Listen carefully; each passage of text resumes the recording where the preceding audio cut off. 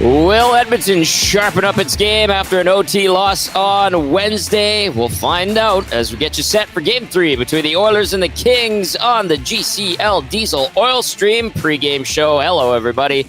Welcome to the pregame show. Tom Gazzola live on location. Hudson's Whyte Avenue. It is bumping. Dino Millard's here with his lovely wife, Trish.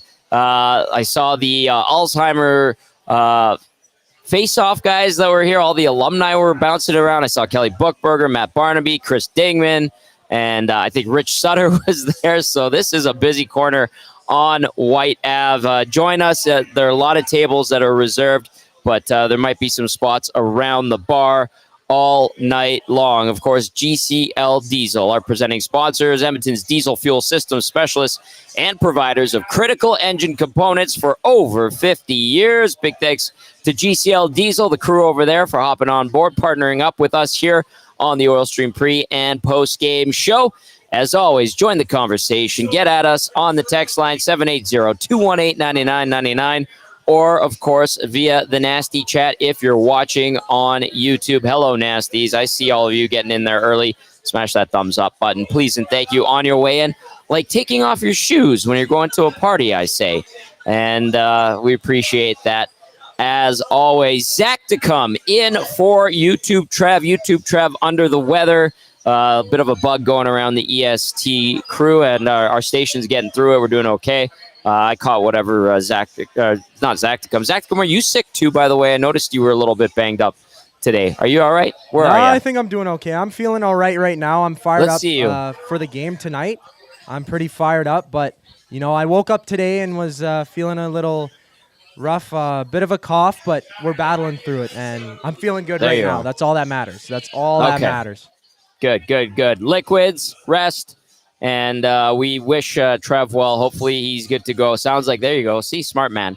Trev should be good to go for Hello Hockey tomorrow. Tonight, it's just Zachticum and I, because Cass is one of the alumni for the Alzheimer's Face-Off, a great event, raising a lot of money for another fantastic cause. So we'll have game changers for you. Dennis Bernstein stopping by at 7:15 from Crypto.com Arena, our LA Kings insider. We'll also go inside both locker rooms as we look to see if Edmonton can bounce back after a tough Game 2 loss where they clawed their way out of a couple of holes and then ultimately lost 2-0-7 into OT. Anze Kopitar, 3-point night for him, couple of assists, and then the game-winning goal in overtime sealed the deal and even the series up. Now, Edmonton has played well in LA over the last few years, and Reed Wilkins was talking about it earlier on the Hangout today, said the last 4 times the Oilers lost to LA in the playoffs, it was in overtime. So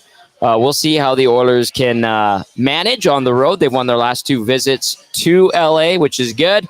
And we'll see if they can keep that rolling along as they look to take the series lead. All right, let's get into starting lineups as well as starting goaltenders for this one tonight. No changes for the Oilers. Do you like that? Let me know. 780-218-9999. What would you have changed if you were part of the coaching staff or in Kris Knoblauch's shoes?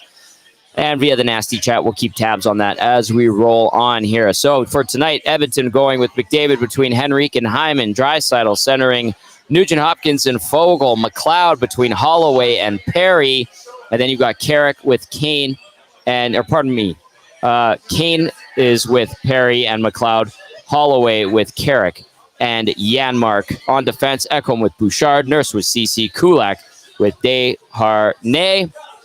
As for the LA Kings, a couple of little tweaks to their lineup tonight. Anze Kopitar with Quinton Byfield and Adrian Kempe, Philip Deneau with Trevor Moore and Victor Arvidsson. Pierre Luc Dubois, what's he doing in this series? Not a lot. He's sleepy. We talked about it earlier today with Dusty Nielsen. Pierre Luc Dubois centering Alex Laferriere and Kevin Fiala. And then you got Blake Lizotte with Trevor Lewis and Carl Grundstrom. On defense for the Kings, Mikey Anderson with Drew Doughty, Vladislav Gavrikov paired up with Matt Roy, Andreas Englund with Jordan Spence. That is your Kings lineup for tonight. And then we go to our goalies. Starting for the Oil, 25-year-old Stuart Skinner, 1-1 this postseason, 442 GAA, 857 save percentage. Not great at all through 2 games. so far. Lifetime in the postseason, Skinner a 6-7 mark, 381 goals against average, 879 save percentage in 14 career playoff games. Those numbers also need to improve. He is just in his second full NHL season. I expect him to be better, especially after that performance in Game 2. Could have used the save. Fiala goal, didn't like it. I know some people are letting him off the hook a little bit for the Doughty. I'm not. The Kempe second goal was a thing of beauty, absolutely brilliant. Kempe's first goal, I'm not going to blame him for that. And then the OT winner, you send in a guy like Kopitar in all alone, and there's a good chance he will bury on you. As for the LA Kings, it will be 36-year-old Cam Talbot.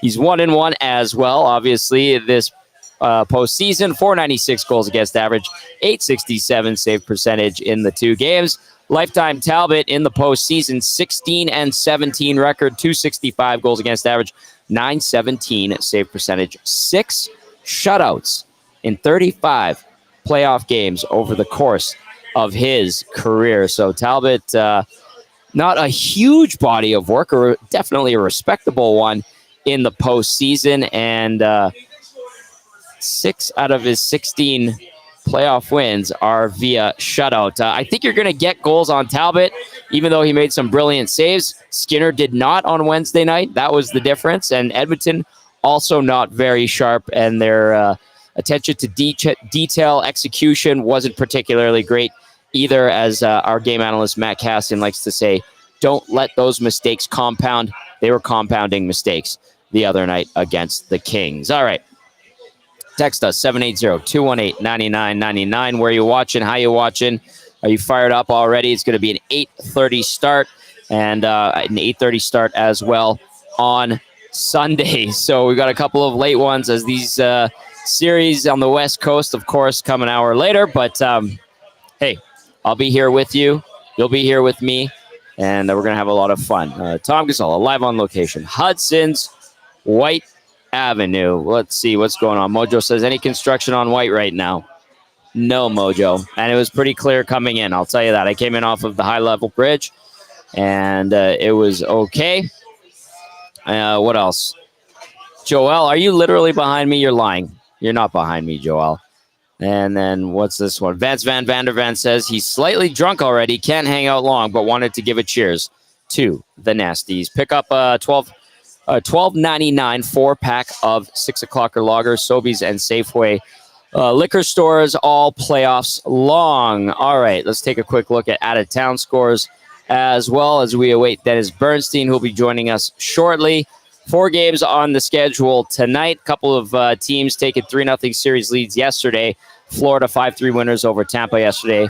Carolina 3-2 winners over the Islanders. Those ones on the verge of being over. Tonight, though, you've got the Rangers leading the Caps 3-1, 17.5 minutes left to play in the third. Then you've got Vancouver up 2-0 on Nashville in Nashville. 5:41 left in the second period. Then we've got Winnipeg and Colorado, game 3 there. And, of course, the late one is the Oil taking on the Kings in game 3 as well. Zachticum, anything that you're keeping an eye on for tonight? What are you thinking for tonight against the LA Kings in game 3? For the LA Kings, or just in the game itself? In general, big guy. In general, well, I think, I don't know, Stuart Skinner's play really just being a lot more solid. Having a sub-900 save percentage throughout your playoff career is not really a good look. He has come up big before, made a lot of great saves for the Oilers, but tonight I think Stuart Skinner needs a big game for the Oilers to succeed, as well, just to see how Perry really bounces back from a mediocre game.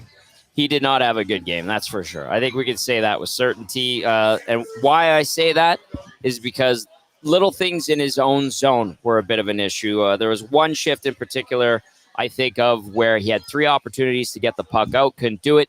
Usually he's a guy that can get the puck out, but he didn't. And I thought that was indicative of how the rest of his night went as well. I'm looking for him to bounce back with Kane on that line. Kane's been going. The motor's been running. We'll see if he's rewarded offensively. And I haven't minded Ryan McLeod's game either. Obviously, Dylan Holloway with a couple of goals the other night. That was good to see, and I like the confidence that he continues to show.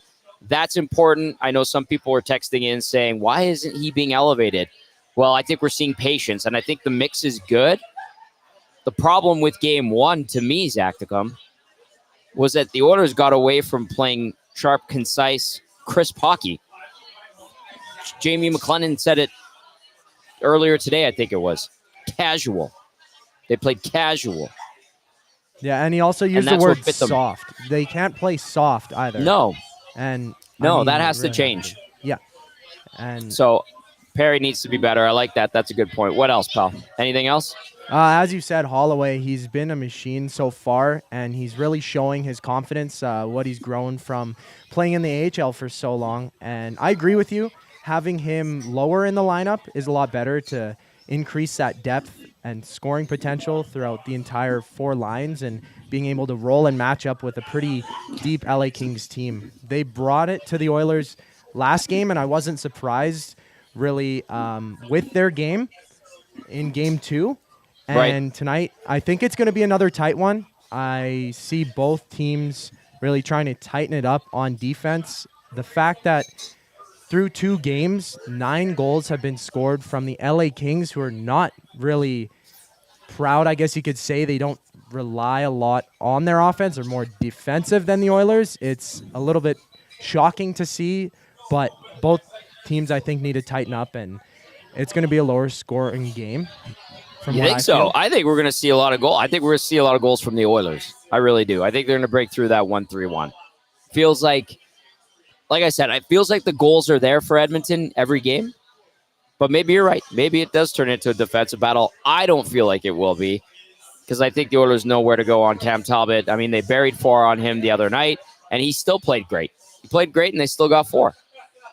Yeah, he was making saves. It would have been more if he didn't make a couple absolute robberies of saves, but both goaltenders, I think, are going to show up tonight. Talbot did play really well, even though, as you said, he let 4 goals in, but only time will tell. I'm excited. I like goaltender battles. I mean, like Stuart Skinner, of course, he's got to have a little bit of a bounce-back game and be a little bit more solid there, but it's going to be interesting to see how both teams roll out and really answer and see how the Oilers try and bounce back from their Game 2 loss.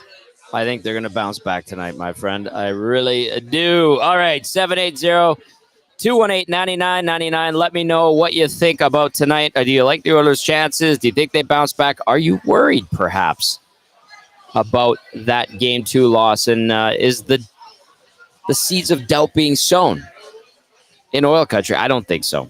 I really don't. It feels like the Oilers are a confident, calm group, and I think that they'll be able to bounce back strong tonight. Let's go to Tommy Rubella texting in. It says, Tommy, tell Vance Van Vandervan his liver better buckle up, because the Oilers are going to run him up tonight. 15-game win streak. Let's go. Thank you, Tommy Rubella. And that would be lovely, but I don't think that is going to happen. All right. 780-218-9999. Portions of this hour, of course, brought to you by the fine folks at 100.3 The Bear, Edmonton's best rock. Catch Dusty on every morning, Monday to Friday, with Uke and McCord. And then on your drive home, tune in to our good friend, Jess Jackson. And I was on with her today. Nice little catch up and giving everyone the scoop over on The Bear. So great to be on with Jess, and then catch Dusty on with Uke and McCord. And then there was, of course, Eric filling in for Dusty while he was away. Okay, you know what we're going to do, Trev, Zachticum? We're going to, actually, DB's ready to go. DB, give me a thumbs up if you're ready to go. All right, let's go to Dennis Bernstein down at Crypto.com Arena in Los Angeles as we get set for game number 3 between the Oilers and the Kings. DB, good evening, sir. Hope you're doing well. Doing great. Give me the vibe around the arena or the morning skates. Were they both at Crypto, or was one at the practice rink and the other at Crypto? No, Kings always go at El Segundo, but the Oilers were here at Crypto. So, and hopefully the Kings will get a lot more bounces like Game 2, and that was the whole game, the lucky bounces they got. So, but no, we're ready for Game 3 here tonight. It's going to be loud. A lot of white towels in the seats right now. The fans haven't come in yet, but ready for a very interesting Game 3, Tommy. Do you think is Will Ferrell going to be there tonight? Is he always there? He's always there. I would assume it's a Friday night, so he would be there. And then the Kings are trying to do the celebrity suite, so they're bringing some Nickelodeon stars. Actually, Chase Crawford from who's the Deep in The Boys, if you watch The Boys. So they're trying to gather some celebs for Game 3, trying to make it a little more hip of a place. I love it. All right, DB. From a Kings standpoint, you talk about the bounces and the luck and all that. When I was, breaking down the game the other night, talking about what the Oilers didn't do, and kudos to the Kings for what they were able to do. I said Edmonton wasn't sharp. Edmonton was compounding mistakes, as Matt Cassin likes to say. Yeah. Edmonton wasn't quick on puck races and puck battles, but from a Kings point of view, how did you see them play that game too? Well, there's a reason why. The Kings checked a lot better. Their checking game was there. And their forechecking was great. First goal, Kempe's goal, put pressure on Evan Bouchard, turns the puck over. They're going to have to do that more, right? And they slowed them down in the neutral zone, Tom. What did we talk about pregame too? Like Game 1, they had the liberty to go time and space in the neutral zone, the Oilers. They didn't get the same time and space. Now, if you're going to be 50% on the power play, you got a pretty good shot at winning the game anyway. So Kings haven't figured that out, but they did figure out the 5-on-5 play. And frankly, they were a better 5-on-5 team. Cam Talbot, look, the save on Leon was fantastic.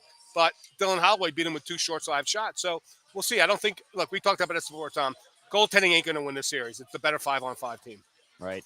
Dennis Bernstein joining us now from Crypto.com Arena. All right, how much of an advantage will Crypto.com be for these Kings, in your opinion, DB? I don't know. Are these home ice advantages work in this series the last 2 years? They don't. I think last matchup, with respect to getting Phil Deneau against Connor as opposed to Anze Kopitar, I think that's one advantage for Jim Hiller. But the crowd is the crowd. But I think, these guys just – they blankly look. If Cam can make great saves with everybody, 19,000 people chanting his name, I think once the game and the puck is dropped, it might be a little bit of an advantage, but the better team's going to win, right? Mm-hmm. Okay, one guy I want to ask you about. He made a great play on the game-winning goal. Whether or not it was super deliberate, some people are debating that. Is Quinton Byfield. Great finish by Anze Kopitar. Byfield elevated to the top line, DB. Yeah. What kind of factor is he going to become, or does he have to be if the Kings are going to pull off a win tonight and throughout the series? Yeah, Tommy, he was great 5-on-5. And look, was he trying to tip that puck to Kopitar? I don't think so. I think he was trying to avoid an icing. Right. And I talked to Mikey Anderson, who initiated play. He goes, that was a terrible pass I threw. So really, Quinton saved his butt, and it got to Kopi, and Kopi, he's a Hall of Famer. I think he's the only guy ever in the history of the league to score overtime playoff goal younger than 22 and older than 36 years old. So when you get Kopi alone, he's got time and space, and he's got a really nice wrist shot. The game was over, and he came back 1-1. So, Quinton's been a big factor. He's got to get to the net, and that's the one thing about the Kings. They don't have a lot of size, but Byfield's big. Dubois should probably point himself towards the net at some point tonight as well, Tom, because they're still waiting for him. 84 games in, they're still waiting for him. But Quinton's been an impact player in the first 2 games for sure. Hey, I'm glad that you brought up Dubois because I wanted to segue into him. I said don't wake this guy up, but I don't know if he's going to bust out of this slumber or hibernation. DB, what is Pierre Luc Dubois? In this series, to me, he looks like he's trying to be an agitator, but that's not his game. And his career in the playoffs, I mean, he's played a lot of playoff games. He has 27 points in 40 career playoff games. He had the goal in game 1, but he doesn't look like a superstar player to me at all. And I know, like you said, all season long, they're waiting for him to show up. But what is he trying to define himself as here? Well, he did get 2 minutes for hitting Connor McDavid. So I'm not sure that was interference, Tom, because Connor was going off the play, was out of the play and going to the bench. Hey, he's trying to be an impact player in any way he can, I guess. I'm sure he's heard all the criticism, right? And if he's not going to score, this team needs physicality. They don't have a very big team.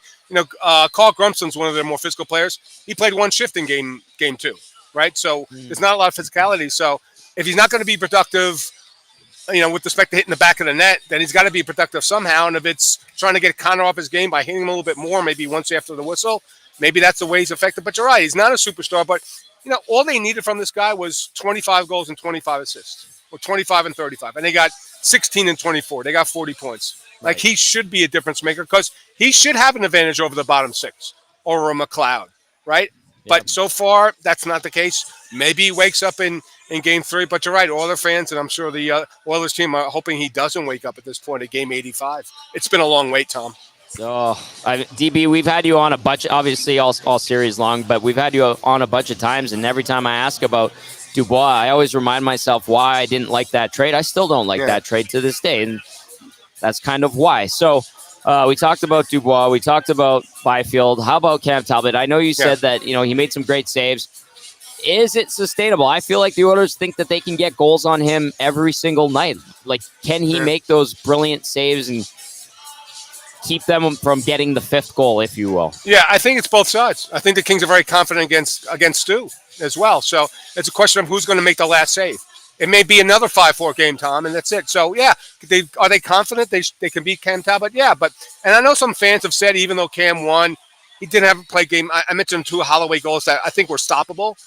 But, Quentin Byfield, look at this guy. Another guy joking with me. That's my co-host I'm his co-host, Jesse Cohen, for I'm going to do between second and third periods Kings broadcast. I think, when you look at that and people say maybe Dave Rittich should have gone in Game 3 because Cam hasn't been great. David Rittich's postseason save percentage, Tom, is .636. He started 1 game in the playoffs. He lasted 15 minutes. So I really don't think Dave Rittich, he's an option if they bury a lot of pucks behind him and it's 4-1 after 1 or 2, and, Phil tries to flip the script. At that point in time, maybe you go to David Rittich, but I think you're going to see Cam for the duration because he's been much more successful in the playoffs, and you hope he makes that last save that Stu Skinner doesn't if you're a Kings fan and Kings team. Dennis Bernstein joining us now from Crypto.com Arena. Tom Gazzola live on location. Hudson's Whyte Avenue. It is getting really busy. DB, you would love this spot. I swear. I'm sure. It would be right up your alley. And we'll have to get you when you come back for Game 5. Yeah. This is where we're going to go, and we'll have a good time. Connor, the manager, is very excited at the potential of having Dennis Bernstein on location. DB, defensively for the Kings, the back end, how do you think it's been holding up? How do you think it improved in Game 2? And what are you looking for from it in game number 3? Okay, so as much as Jim Hiller has flipped up his lines, and some nights the warm-up doesn't even dictate the first 5 minutes of the game. You saw combinations in warm-up that didn't even get in the game, right? But let's talk about the defense. Defense doesn't change. Same 6 guys, but if you saw Game 2, one of the reasons they won, Tom, is that there's shielding going on. They're shielding both Spence and England because that pair goes out there, and you saw it the other night. England was paired with Drew Doughty, and he just fanned on the puck, and I think you got Edmonton at a 2-on-1. So you may see England with Drew Doughty. You may see Spence with Gavrikov. So, and it may be a situation where they're not really playing 6 guys; they're really playing 5.5, and you have like a quarter from Spence and a quarter from England. So, if the Oilers do get Spence and England out on the ice together, they're going to try to exploit that, right? So it's going to be really what it comes down to is. Watch the time on outs for the bottom pair, and you're going to see a lot more from the top 4. You're going to see a lot more from Drew, from Anderson, from Gavrikov, and from Roy. They're going to get the lion's share tonight because those 2 guys will get exposed. And like I said, they were shielded in Game 2. One of the reasons they found a way to win. TB, I know momentum's a big thing, and I know the Kings probably feel like they built some up with that win, and good on them. They played a heck of a game. If I suggested to you that the Oilers played their C game at best the other night and the Kings played their A game, would I be off my rocker from your point of view? I would think you're not off your rocker from an Edmonton standpoint because they turned the puck over a lot. I think it was the Kings' B game because they had offense. They scored 5 goals. Defensively, they weren't great, and the power play is a mystery why other teams can actually stop it once in a while and the Kings can't ever stop it.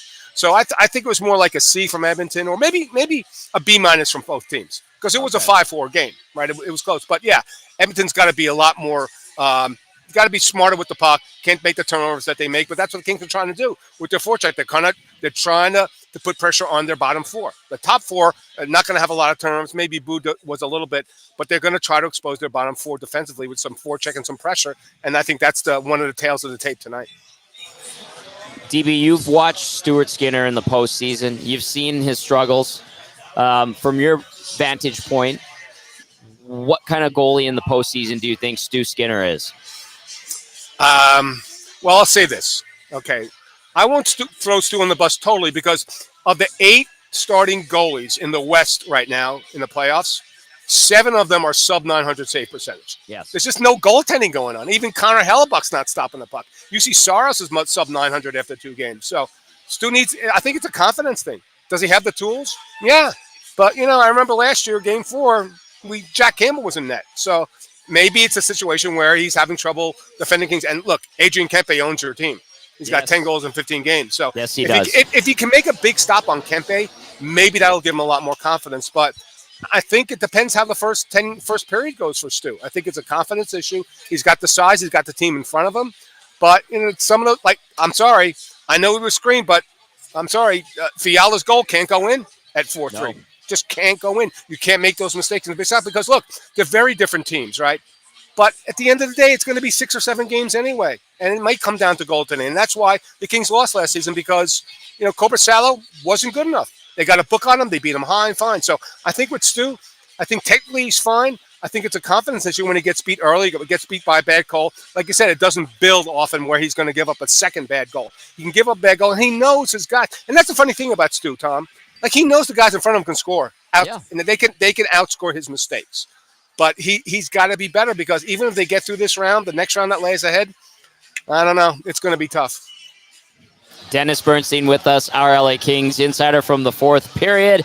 As we get you set for game number 3, text us 780-218-9999. And if you're watching, you can get at us in the nasty chat. All right, DB. Zachticum thinks that tonight's going to be a tight-checking, low-scoring affair.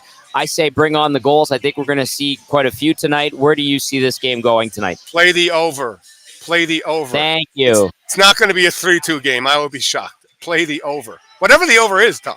Play in game overs. I just don't see it. I think that the Oilers will get rich on the power play. I think the Kings will find some ways to score 5-on-5. Not in love with either goaltender, so I would definitely lean towards playing the over and saying more like a 4-3, 5-3, 5-4 game, more like we saw in game 2 than as opposed to game 1. Hey, DB, I'm right there with you. Great minds think alike.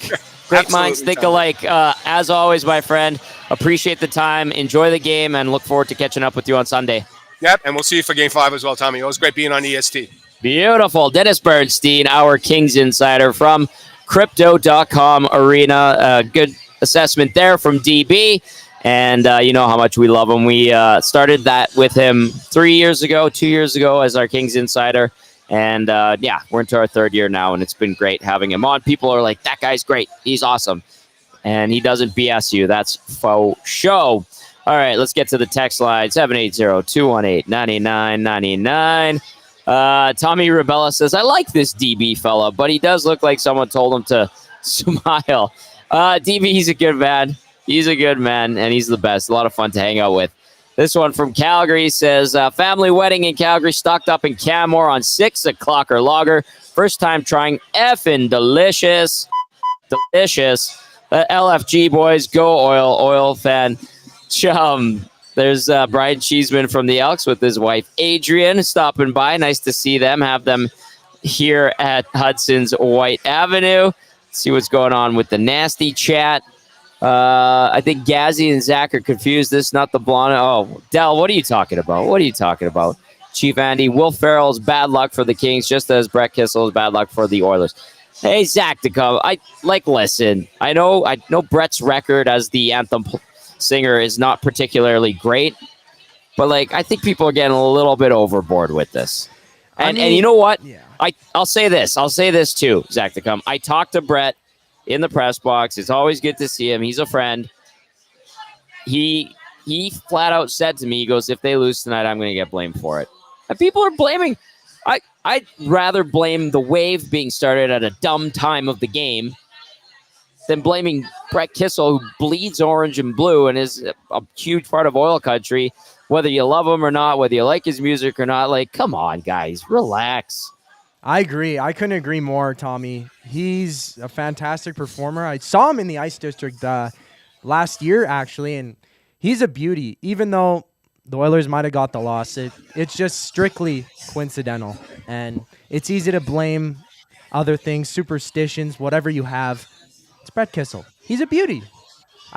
You can't blame that game no matter what. You can't blame the loss. Hey, on he didn't. Draisaitl. He didn't let any goals in. He didn't have defensive zone breakdowns. Those weren't his fault. Yeah, what number You does he can wear? superstitions. Yeah, good point. Like superstitions are fine, but that one, I think it hurts him just as much as anybody else, and maybe even more because he loves the team so much. So I'm just telling you what he told me in the press box. He said, if they lose, I'm going to get blamed for it. And he said that in a very somber voice, and I didn't even prompt him. So, yeah, I mean, come on. Anyway, let's go inside the Oilers locker room. We're going to hear from Kris Knoblauch first. If we've got that, Zachticum, as we get you set for game number 3. Building on the good things you did in game 2, like after you guys fell behind, you guys really got your game together. How do you kind of build on that and try and expand it for the game today? I think it's very important that we play 60 minutes as always. And, we got behind in the first period, which made it really difficult to come from behind against one of the best defensive teams in the NHL this regular season. So a lot of credit to our players sticking with it and playing hard and getting the opportunity to possibly winning that game. But the first period is going to be very important, especially coming into this building. We've seen it twice this year, coming in here, how strong they've started. So it's imperative that we get off to a good start. Kris, you've talked a lot about balances, and the team has an unfortunate ones that have worked against you, but you have allowed 9 goals through 2 games. I'm just wondering how close do you feel you are to the ideal kind of defensive game that you want to play? I think if you have one chance as a coach, that's too many. You always want to limit it and be as tight as possible defensively. Yeah, there's things that we can be better at, but we got to obviously respect LA. They've got some really good players, good lineup that they're going to create some good chances. You've done pretty well at other levels of coaching and won some championships, but this is obviously your first foray in the NHL playoffs through 2 games. What have you kind of learned, and are there some lessons that you could take from junior hockey here that can help you move along here? Yeah, obviously there's differences, but from regular season in the Ontario Hockey League or regular season NHL, I've pretty much stayed with how I've coached, and I think it's the same philosophy going into the playoffs. It is a much higher magnitude here in the NHL, but I also don't want to overcomplicate things and make things more complex than they need to be. It's ultimately letting the players play the game, and it's important for me not to overcoach.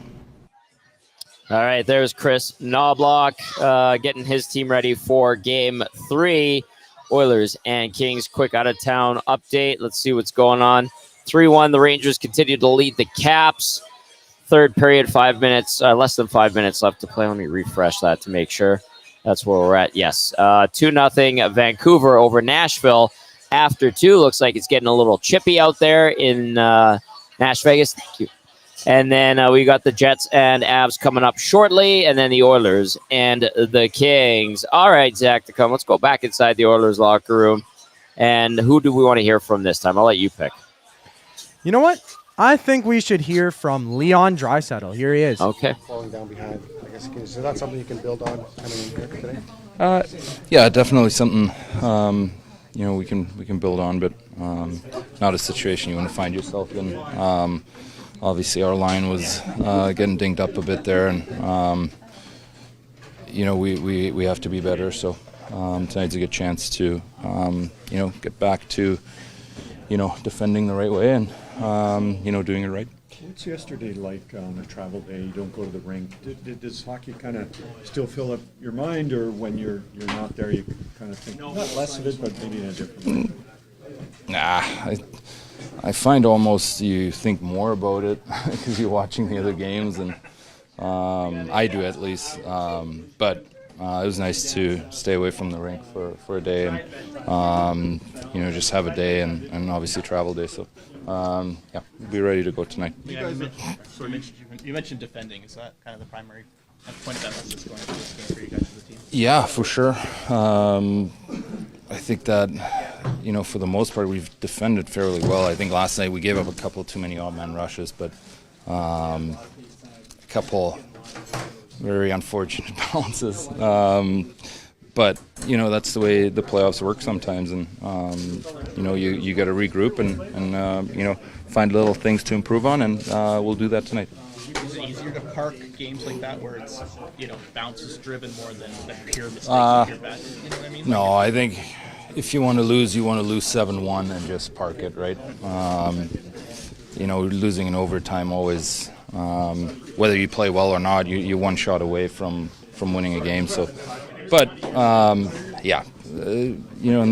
the playoffs, obviously you can't dwell on games too long. So, just move on, and big game tonight.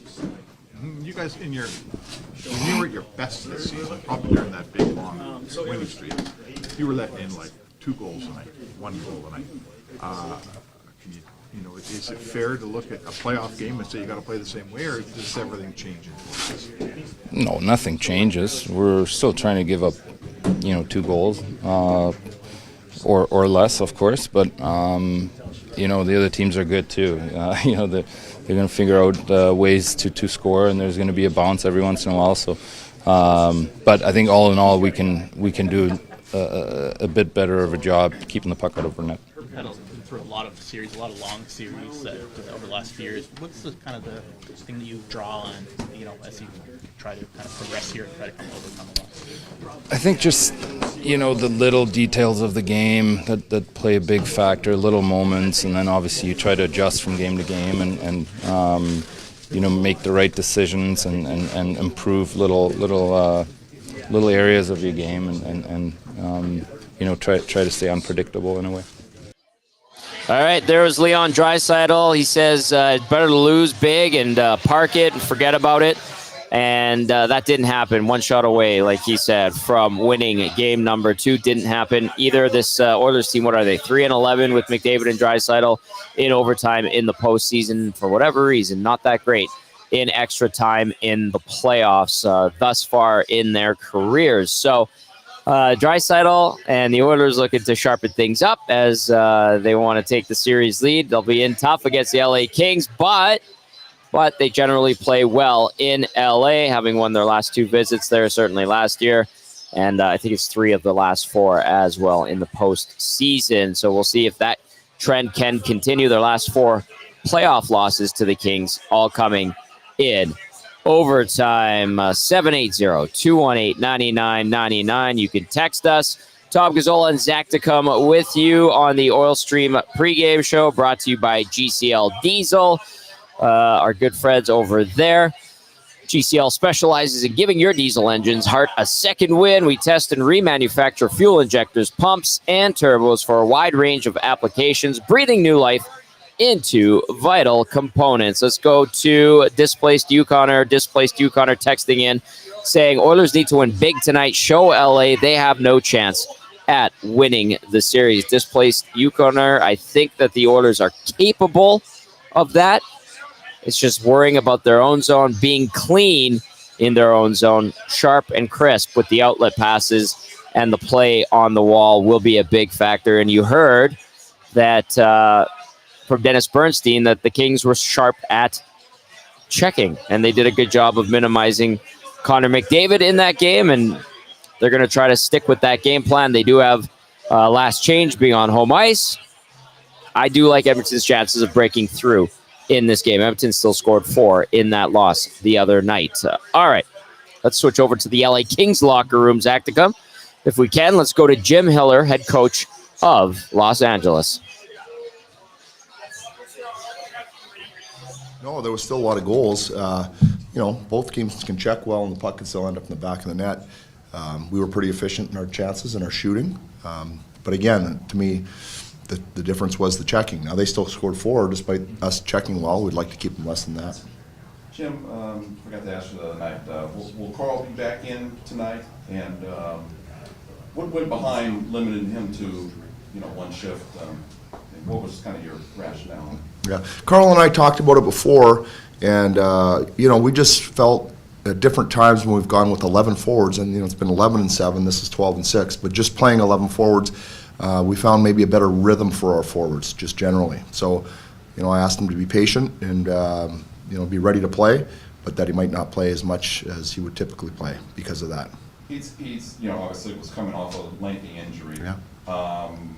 Do you feel like he's up to playoff speed, or is that still? Yeah, no, he played a really good game in game one. It wasn't his play that warranted that. It's just the fact that group of 11 were the guys, for a good chunk of this latter half of the season, were out there playing. So I've talked to him again today. It's a good teammate. And he was there encouraging the guys, and he's ready to go. So it just goes to show you the type of character he has.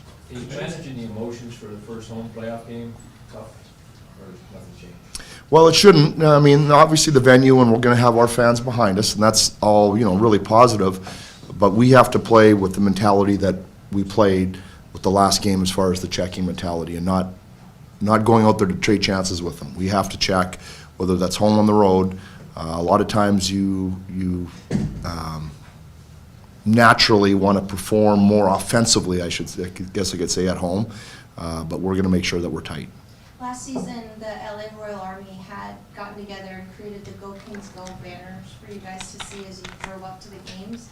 Heard they plan on doing the same thing. Just from a coaching perspective, from a player perspective, how meaningful is that to have that fan base behind you in kind of a unique way, not just at the arena, but for everyone to see? That's right. Yeah. No, I think it's all of it. That's the part of being at home. That's the beauty of the playoffs. Of this time of the year, there's just so much. Everybody's into it. The whole city's into it. The fans in the building, outside the building. It's electric, and that's why you fight so hard to try to get in and take part at being one of 16 to win the ultimate prize. And it all gets amped up. There's a fewer of you here typically on a typical day, but we love the fact that everybody's here. It's just what we do, and you get rewarded by playing in front of your home fans. Home game means you have more chances to dictate matchups. How do you find the balance between playing to your strengths with the specific matchup versus keeping four lines going? Yeah. I think you got to be careful not to take your own players out of the rhythm, for sure. And we pretty much did that. They were able to dictate the matchup in Edmonton, but everybody kind of played against everybody up there. We thought we have good balance on our lines, and we won't chase it too hard, but we'll be aware of who they have on the ice. Does having so many guys up front who take pride in their defensive play, their ability to shut down, make it easier to not have to rely on the matchups? Yeah, without a doubt. And that, again, that's the identity of the team. That's the character of the team, the willingness to maybe sacrifice just a little bit of offense or take just a little bit of risk out of your game at times, to make sure that we're not giving anything up. And it's a hard ask for players. It really is, because everybody is out there to try and score goals. That's the great part of the game. But to be able to sacrifice just a piece for the team, goes a long way. What layers has Adrian added to his game to boost his playmaking numbers? I don't know. Sometimes when your line mates finish a little bit, it can drive those numbers too.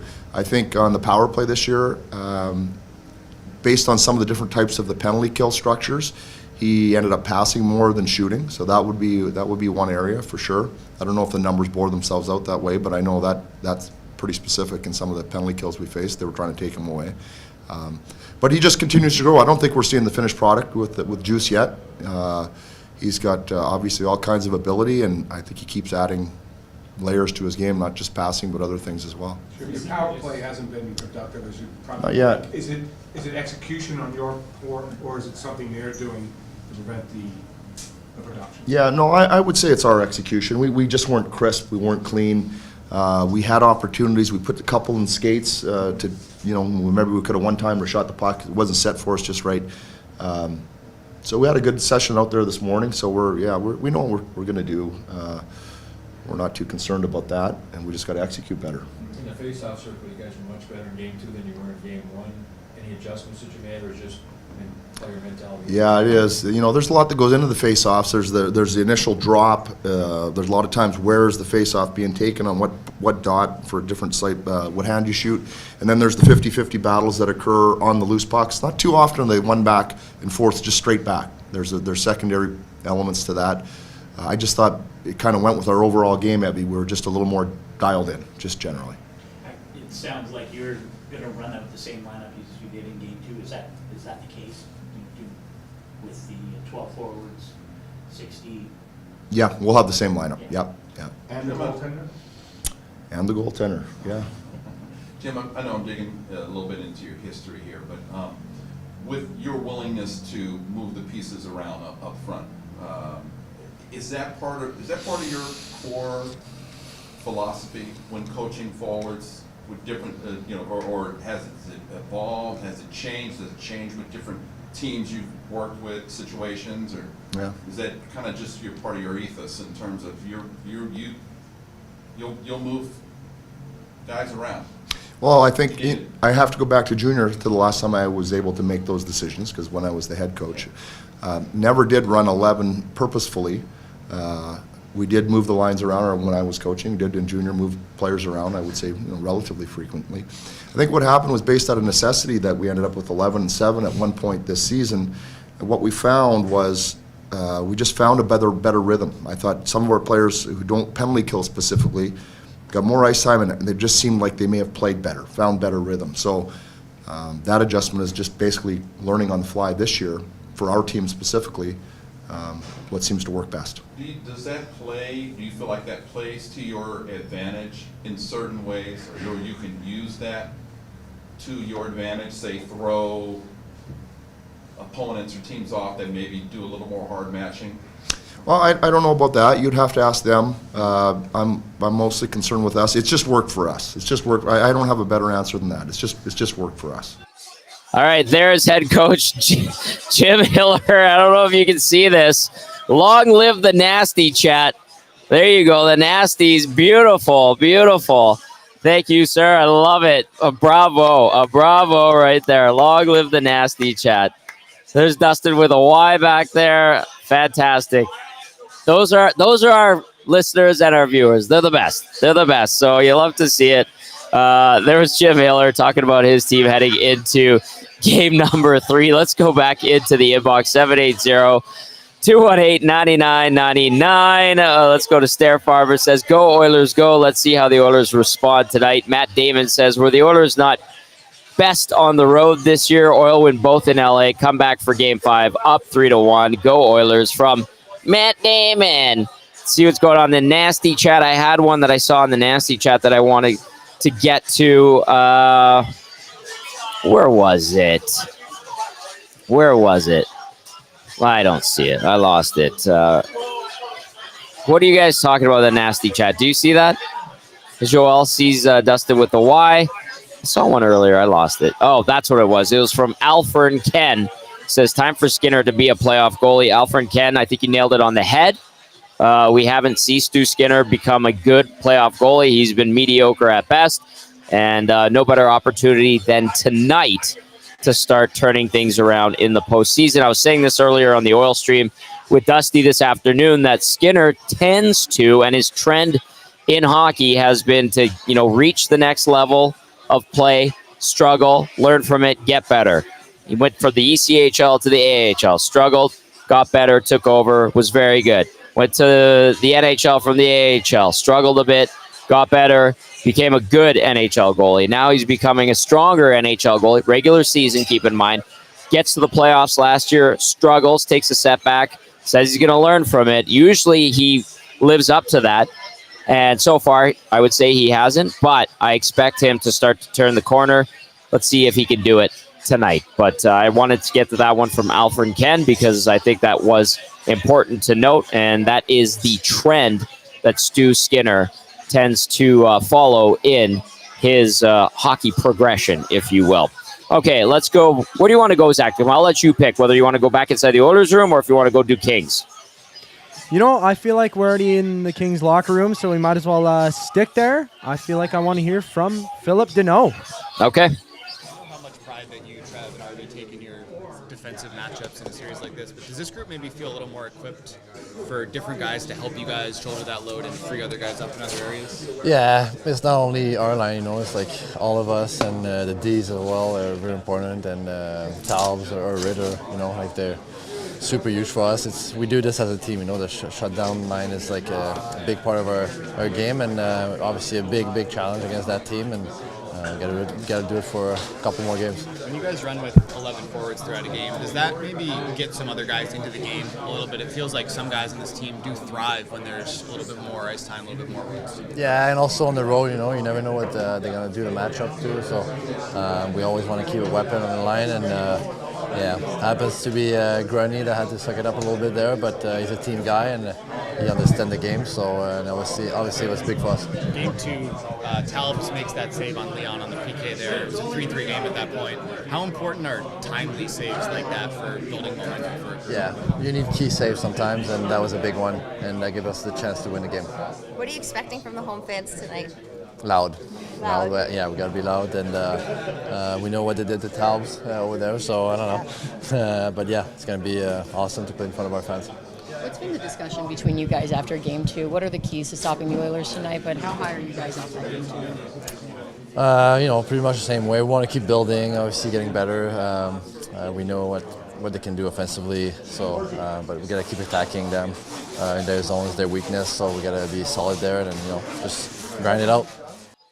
There's Phillip Danault, who throughout this series so far, just the 2 games obviously, offensively, I know a couple years ago Danault was good offensively as well as his defensive responsibility, but offensively so far for Phil Danault, an assist through 2 games, 2 penalty minutes, even rating as he tries to shut down Connor McDavid and Leon Draisaitl, and I know that task also falls on Anze Kopitar and his line as well. Interesting to note there, he pointed out how loud the fans were here in Edmonton in games 1 and 2. He pointed out how they got on Cam Talbot in games 1 and 2. So do we anticipate the Kings fans to get on Stu Skinner? 100%. 100%. So I think that we're going to hear some of that, some Stu chants going on tonight down at crypto.com arena. I do have some stats to throw your way, by the way, as we roll on here on the GCL Diesel Oil Stream pregame show. This one comes at us via the National Hockey League. Adrian Kempe scored 2 goals for the Kings game 2. We saw that. He helped his club return to LA with the even series. And a chance for Kempe to extend his playoff point streak against the Oilers to 9 games. And that would match a franchise record for longest playoff run versus any opponent. And the 2 other Kings to do that were Anze Kopitar in 9 games versus San Jose, Jeff Carter versus Chicago. Meanwhile, Leon Draisaitl, 32 goals, 49 assists, 81 points in 51 games, enters the contest 1 assist shy of becoming the 8th player in Oilers history to record 50 points in the postseason, and could become the 4th fastest player in NHL history to reach the mark. It took Wayne Gretzky 34 games to get to that point. Mario Lemieux, 44 points. Took Connor McDavid 50 games to get to 50 points. And Leon Draisaitl could do it tonight. The next guy, it's actually pretty surprising. Kenny Linsman, former Oiler, got to 50 playoff points in 53 games. Peter Stastny did it in 55. Sidney Crosby in 56 games. So Leon Draisaitl on the cusp. I like his chances of hitting 50 points in his postseason career. Needs just the one in game number, 51 for him tonight in his NHL career. So this guy is just a machine in the playoffs. I expect him to have a big game. Neat little stat there. And as Dennis Bernstein pointed out, Adrian Kempe is an Oiler killer, riding an 8-game point streak in the playoffs versus Edmonton. All right, Zachticum, where to next, buddy? Let's hear from the man on the back end, Brett Kulak for the Oilers. I don't know. It was. It felt good. Yeah, I was just joking around. It felt like I did get all of it for sure, and I didn't see what it was on the radar gun, but felt hard, and it was perfect pass for me. It was kind of perfect speed. Laid it right in there, and it's good. Whenever you can see him go in, it's a good feeling. Are you a golfer? Yeah. Is it like catching like a drive? Yeah, I think so. It just, when you barely feel the ball hit your club, same kind of thing, right? You just sweep right through the puck, and then, it just takes off. Let the stick do the work. In playoffs, you need those contributions from, like offensively that maybe sometimes don't get from other guys. I guess is that kind of the key? Is sometimes you've got to chip in on that end. Yeah, I think absolutely. It's nice whenever you can. It doesn't happen all the time, but like you say, in the playoffs, every goal is so big, and it it's tight out there, not much room, so you can't lean on the same guys to expect them to put the puck in every night. Teams play them harder and tighter, and you got to try to take advantage of your opportunities when you get them. Defensively, you guys seem to be playing well, but they're getting, guy whacks the puck in out of the midair, guys with puck is going on off your skates, the guy tips the puck into the lane of the. Do you guys get a sense that those are just bad breaks that are happening right now? Or how do you kind of feel about? Yeah, definitely a few, but you want to keep pucks away from your net and keep them as far away as possible. And there's stuff we can clean up for sure. But like you say, when there's been a couple things that haven't happened all season long that we've been hit with it over the past couple games, but that won't continue. So we just build on things we like, and you just got to look past those ones. Is it a little bit about when you're allowing goals against Duke? It's like you scored 2-1. Yeah, exactly right. Like momentum swings, and there's so many ups and downs in a playoff game, and I think when you score, when you give one up is critical, and just time of the period, and that's definitely an important part of the game. In terms of like game flow and dictation of style and all that, how do you feel like you guys have done? Do you feel like it's mostly been in your favor? Yeah, I think so. I think it's felt like we've had a lot of possession time with the puck and haven't spent too much time in the D zone, which is always nice. And that kind of thing pays off later as the series goes on too. You get a lot more tired when you're playing in your own end every game, and we haven't done too much of that so far. So I think there's lots of things we like about our game, and we're looking forward to it tonight. You guys, when you played your best hockey this year, when you're winning all those games, you're letting in 1 a night, 2 a night. Mm-hmm. You're also scoring less, but you're winning 3-1, Yeah. 3-2. Yeah. Can you keep your goals up and let the goals against come down? Is that possible? Yeah, those 3-1 wins that's kind of the perfect picture you want to paint every night, and some nights it doesn't happen like that, but like you say, when we were at our strongest throughout the season, we're not giving up much at all, and we're looking to get back to that way here tonight, and the offense is coming for us. We're playing well, we're getting lots of chances, lots of time in the O zone, so that's going to be there, but yeah, just keep the puck out of your net, and we're going to win games. How close or far do you feel like you are from a perfect defensive, or very good defensive game? Yeah, I think really close. It's just a matter of getting an extra stick on puck, or getting in the lane, blocking one extra shot, or doing little things like that. And then you minus a couple of those weird bounces, broken sticks off passes into the middle, or whatever it is, and I think we'll be fine. All right, there's Brett Kulak catching that one pure the other night, an absolutely ridiculous shot that led to a goal, and caught it clean, like a nice golf shot, he says. So I saw it in the nasty chat. Someone said, Brett Kulak, known golfer. And Ace says, Kulak has been pretty good so far in the nasty chat.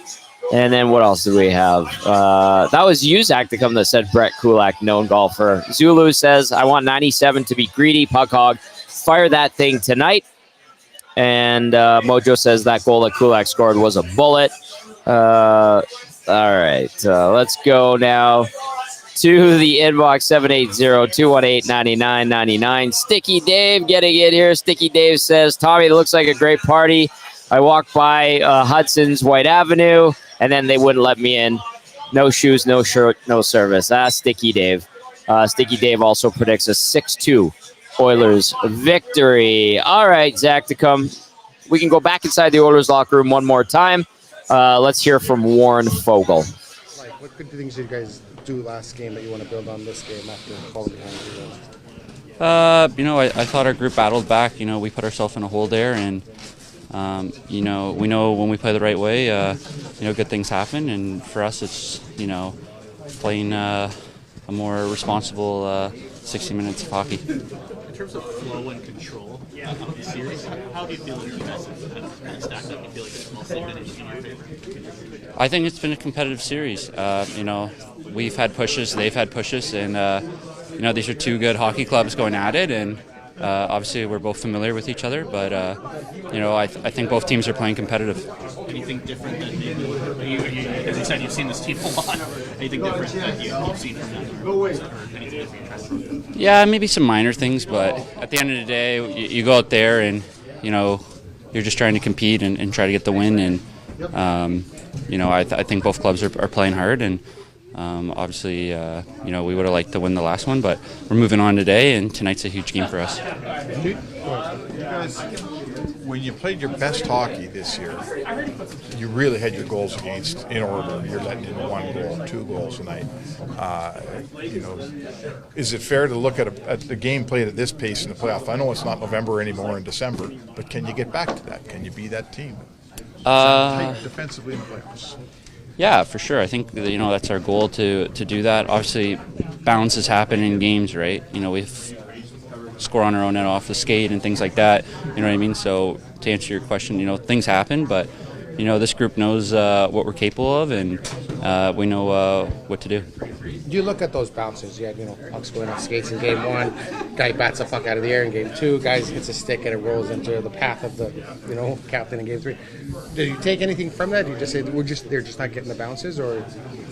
Yeah, I think you're aware of that, but at the same time, as a group, we can all be better in certain areas, and we've talked about that, and like I said, we're focused on tonight, and it should be a good game. Tell me about bounces. You've been playing hockey your whole life. Like, sometimes you get them, sometimes you don't. Do you have to play good to get them? Is there any kind of scale out there that we've figured out over all these years? I don't know. I think it's just like in life, right? There's some good bounces that go your way, and sometimes there's not good bounces that go your way. So at the end of the day, that's out of your control. What you control is how hard you work, and that's our focus, is to work hard and play for each other. Fouling off the rush, there was a bit of a difference for you guys in game 2 compared to game 1.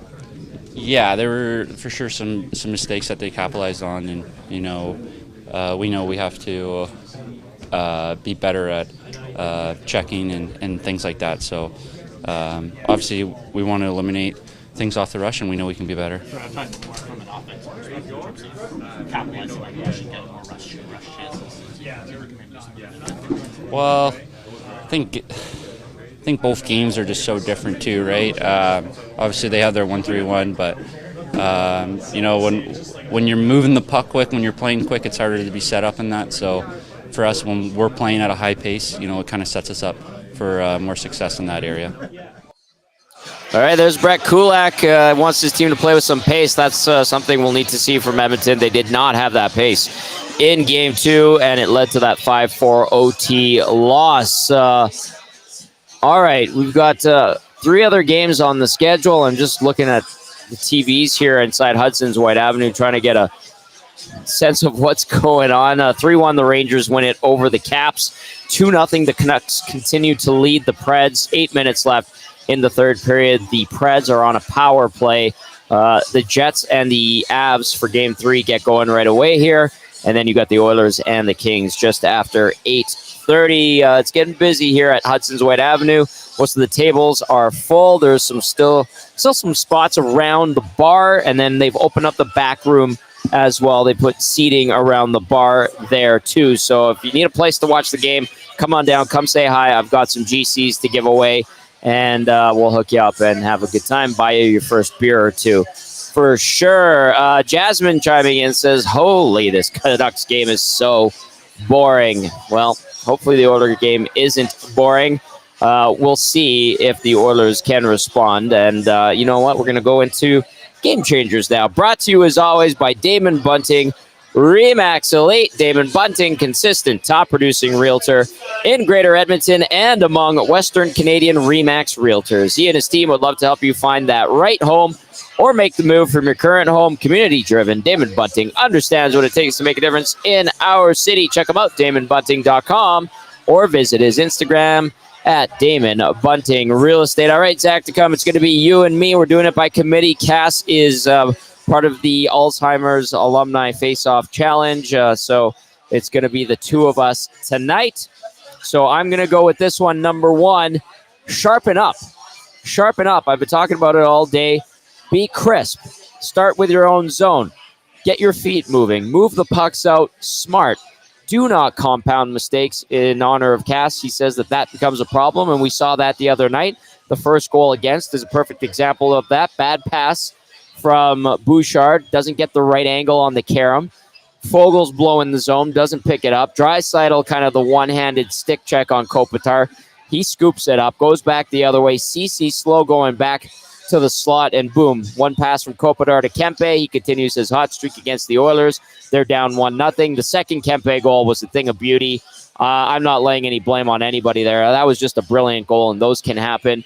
The Fiala goal, that was bad too. Now, that one was on Skinner. We'll get to him in a bit here. But the other thing is, even in the defensive zone, before that Fiala goal went in, the Oilers were kind of meandering in their own zone. So that's where they need to be better. I talked about Corey Perry earlier in the show. He wasn't particularly great in game number 2. There was the one shift that I alluded to where 3 times he couldn't get the puck out offensively. He wasn't as dangerous as he can be and has been as a member of the Edmonton Oilers. I do like, though, I'll go with a positive here. I do like that Evander Kane's motor's running. I know he's dealing with that sports hernia, but I think that he's going, and they need him to continue to be engaged. And I think they're going to get a more engaged Corey Perry as well. So sharpen up, starts in the D zone, like Joaquin Gage talks about. Those short, crisp passes, that's usually an indicator if the Oilers are going to be on that night or if they're going to be off. And they were certainly off in game number 2. Zachticum, any thoughts on number 1 on Game Changers? Sharpen up. Well, when you're playing, I guess, Dahl playing off the sharpening up, you do not start the game well most times when you're not sharp. If you start Dahl, as in the last game for the Oilers, they were behind right away, and you're battling back already, and you don't want to put your own team in that position. So if you're the Oilers, you have to make those crisp passes, as Joaquin Gage said, and I frankly agree with that. Every time that I've sat down and watched an Oilers game and noticed them trying to make these cheeky plays for no reason, or just not making, I guess, the right and safe play, it's always turned out. Yeah, dumb plays. I'm trying to use a little bit nicer word. Not the right play. No, you could be harsh. It's the playoffs. Okay, yeah. No, when you make a terrible pass, it's not going to go well. You're going to force your team to try and go back on the defense, and then you're kind of clawing away at the game to try and fight back in. That first goal was a sure sign of that. And if the Oilers start well defensively, that means they'll have more of an opportunity to get on the offense. So if they play sharp in the defensive zone, it'll just leave the way open for the guys up front to get into the zone and try and create some chances. All right, that was number 1 of Game Changers. Sharpen up. Number 2, Stewie saves. Stu Skinner needs to make 1 or 2 of those big saves. He needs to make the simple saves. He did not make the simple saves. I hated the Drew Doughty goal. I thought that was a bad goal. I know he kind of got caught, but he kind of fell on his butt in that one. And then the Kevin Fiala one, that can't happen, not in the postseason. And those are the types of goals that Stuart Skinner needs to eliminate from his game in the postseason. So far, in 14 career playoff games, Skinner's numbers and averages aren't great. 381 goals against average, 879 save percentage. We need to see him start to show incremental growth in the playoffs. He does that in the regular season, has done that throughout his professional playing career. Has to happen in the postseason now. No more leniency. He's got to be better. We need to see that goals against average get below 3. We need to see that save percentage go beyond 9.0. So far, 442 goals against average through 2 games, 857 save percentage. Not good enough, so you need a few Stewie saves, and you need the obvious saves. You can't be letting pucks in from the sidewall, not being prepared. I understand if there's a screen, but I don't think there was a screen on that one. And then the Doughty one I did not like. Kempe's 2 goals were good. And Kopitar's, I know people were saying he was playing deep, but, I mean, these guys know how to pick corners like the best. They are the best in the world, and these guys are razor sharp. Kopitar's a Hall of Famer, like Dennis Bernstein said, and he made no mistake. He rose to the occasion. He's got Stanley Cup pedigree, and you give him an opportunity like that, he's going to score. So we need Stewie saves. Zachticum. I completely agree with that breakdown, Tom. I'm going to go back to what Dusty said. And, of course, as you alluded to just now, Kopitar is an all-star player. And that shot, if it was anybody from the Oilers side, Oilers fans would be cheering that on. But because it was Kopitar and, of course, against the orange and blue, it was, that was a bad shot. But regardless of that Doughty goal was not very good. And seeing that Fiala goal from the wall, that was quite off-putting from Stu. It was brutal. It was off-putting. Really bad. Brutal. It was really bad. And I was sitting there watching that, and I was like, oh, man, this is not a really good look. And the Oilers need Stuart Skinner to play near the top of his game and at least over 900, because if you're just marginally better than Cam Talbot, and I think what Maddie was saying, which I agree with, if you just have the average goaltending, the Oilers should have no problem making it past the Kings in this series. And if Stuart Skinner continues to struggle, that's quite alarming. There's been the conversation of putting Pickard in net, which I don't think is the right option. I think having the confidence in Stuart Skinner is the way to go and the way to be. So he does need to make those saves. He's made a couple of them in game one, I believe, and he had glimpses of great play, but he needs to remain consistent and make those saves, as you said. All right, that was number 2 on Game Changers. Number 1 was Sharpen Up. It is Damon Bunting, Remax Elite Game Changers. Number 3, Stay Composed. Zachticum, stay composed. That needs to happen for the team. Not just Stuart Skinner, not just a few guys. The whole group needs to stay composed because A, you're going into hostile territory. B, the Kings are going to come out hard at Crypto.com Arena. They know that they can push, and if they can bend and get through and break the Oilers early, get that lead, 1 or 2 goals. If Stu Skinner doesn't make the Stewie saves, and you get the Kings up 1-0 or even 2-zip, which would be a bigger hole, obviously. I know the Oilers are pretty calm in situations when they're down in games, but stay composed. It's going to be a big moment. There's going to be big energy in Crypto.com Arena. Everybody needs to play calm. Everybody needs to just focus and take a deep breath and stay composed because the energy is going to be high in that building. You're going to have Hollywood celebrities all over, beautiful people staring you down. And, so stay composed. That's a big one. And that goes from top to bottom right to the coaching staff. And that's going to be the third point on Damon Bunting Game Changers tonight. What do you say to that, Zachticum? Yeah, you definitely have to stay poised. What I think of staying composed is not having those bad penalties and taking those poor calls to put yourself in the situation of being down a man for 2 or more minutes. And the Oilers just do need to play their game. They can't crash like a wave and bring the tide up. They just need to remain calm like a nice still water and continue to play their game. Yeah, I know. I'm drawing up a beautiful picture. I'm illustrating this wonderfully. But, there was a couple. I think it was a Perry penalty that was pretty questionable last game, was it not? Am I remembering correctly? I think I am.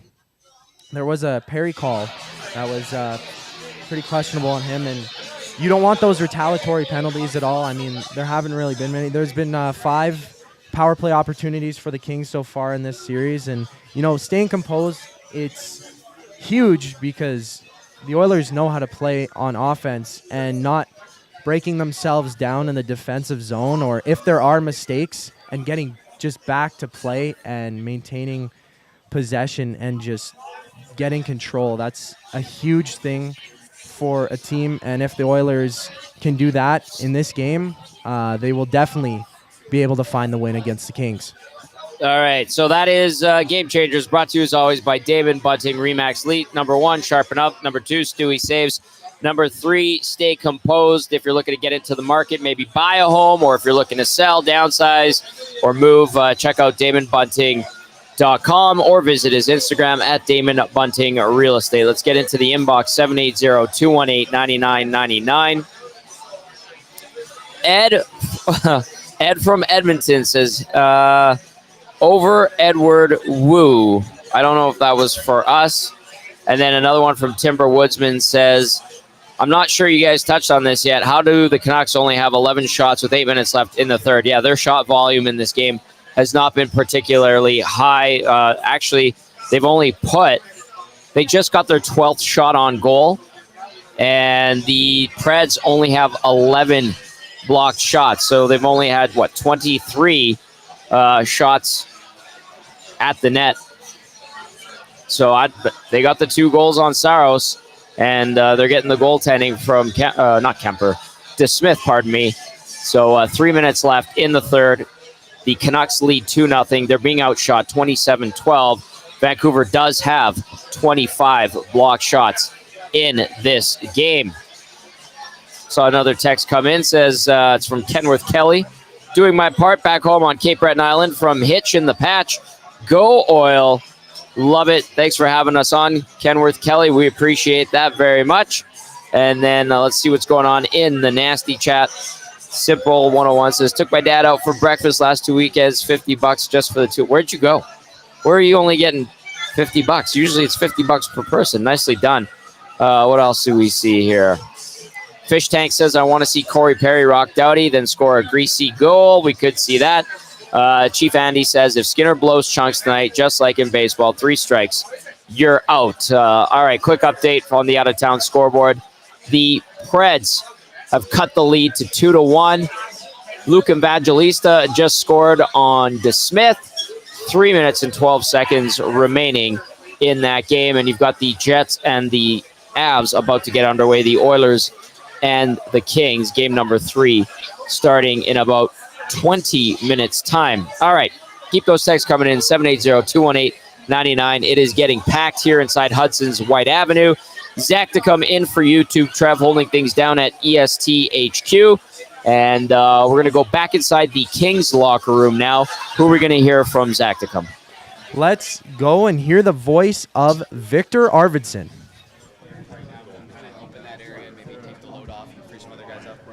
Yeah, I think everybody can do it.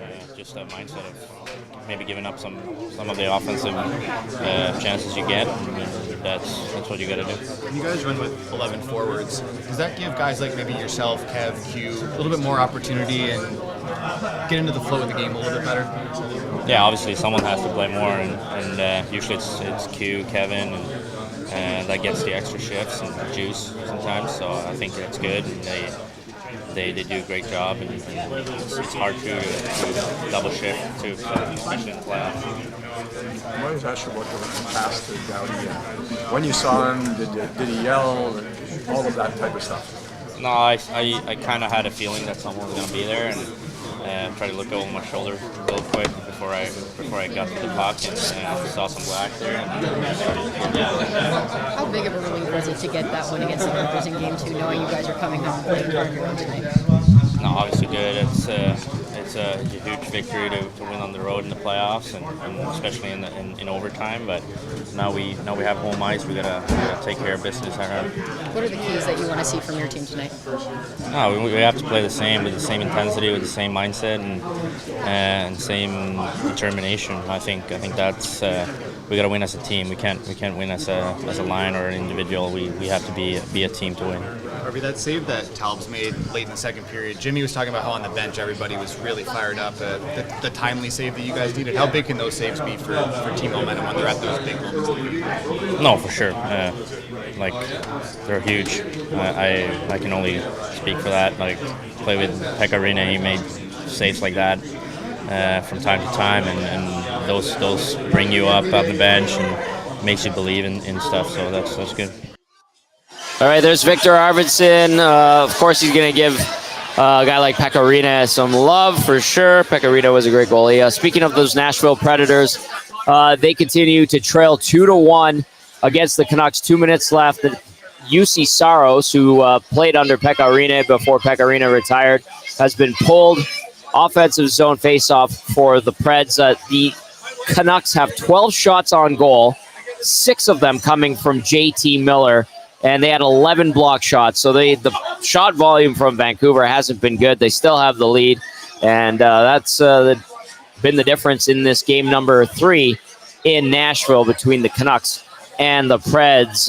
Okay, text us 780-218-9999. No score yet between the Avs and the Jets. 6 minutes in, shots 3-3 there. And this one from Timber Woodsman says, thoughts on the Kings running McDavid? Oilers need to step up for him. Oilers need to start running Kempe and Doughty. Timber Woodsman, I think McDavid, he handles himself just fine. Of course they're going to go after him. Wouldn't that be the strategy? And yes, if the Oilers get a shot at Kempe or get a shot at Doughty or get a shot at Kopitar, take that opportunity to lay the body. We saw Hyman on Danault the other night. That was a big hit. Take the opportunity, be physical, win puck battles, do whatever you can. Just try to keep it clean and not go over the line. Don't take penalties. Although the Oilers PK has been rock solid throughout this postseason to this point. Haven't allowed a goal yet. The power play also excellent. The Oilers winning the special teams battle handily. 4 goals on 7 opportunities on the power play. The PK has gone 5 for 5 to this point, which has been good. So we'll see if the Oilers can maintain that. Obviously, Stu Skinner has a big part in playing a hand in that. All right, a minute left in Nashville. They continue to trail 2-1 against Vancouver. All right, we've got one more interview to get to. Zachticum, who is it? It is Trevor Moore of the LA Kings. Maybe more comfortable up front when you guys are running 11 forwards to get certain guys into the game in certain situations? I mean, obviously you want to get 55 out there, some extra reps, Kevin.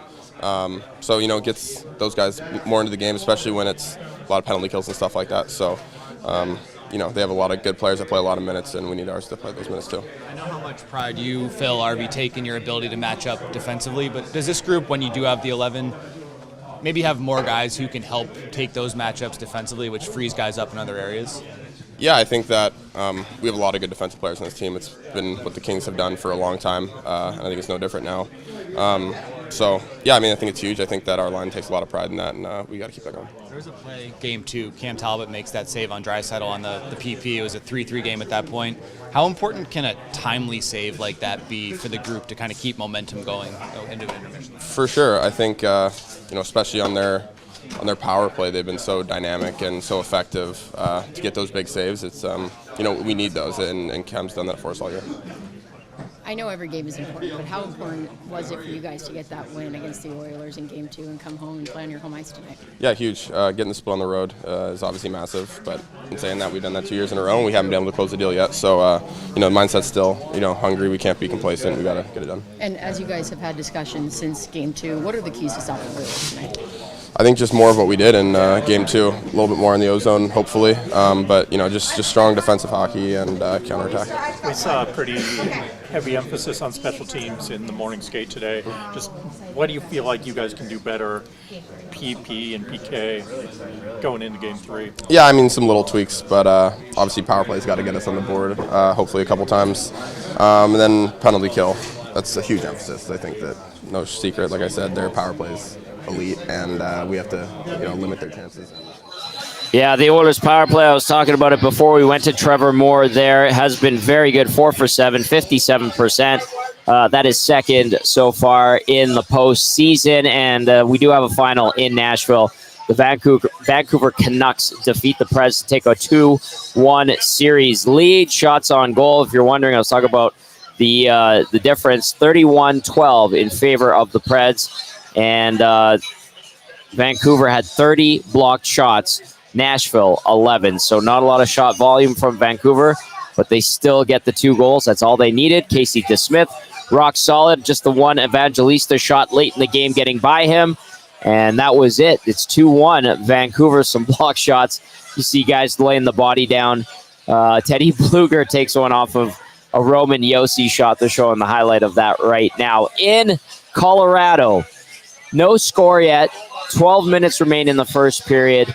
Shots 3-2 in favor of the Jets. That should be a high-flying, entertaining game. And as I say that, the Avs just got an opportunity. Lehkonen robbed by Connor Hellebuyck. All right, 780-218-9999.